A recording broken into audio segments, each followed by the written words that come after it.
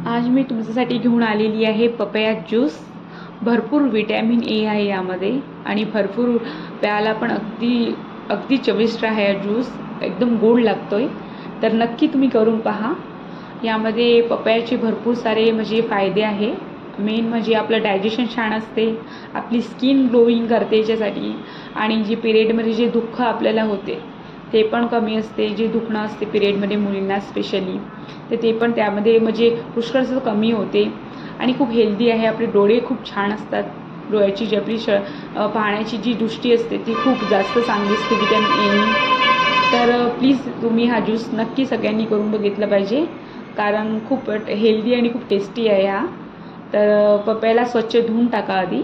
स्वच्छ धुतल्यावर त्याची क्यूब करून घ्या, एक मिक्सर पॉटमध्ये टाका आणि त्यामध्ये मग थोडं चवीपुरती साखर टाका। 1 चम्मच साखर होऊन जाते आणि 4-5 तुमच्याकडे जे पेनखजूर असतात ते त्याचे बिया काढून टाका, पेनखजूर, आणि ते पण टाका। त्यामध्ये 2-3 बदाम असेल बदाम पण टाका, मी नाही टाकली कारण माझ्याकडे नव्हती म्हणून।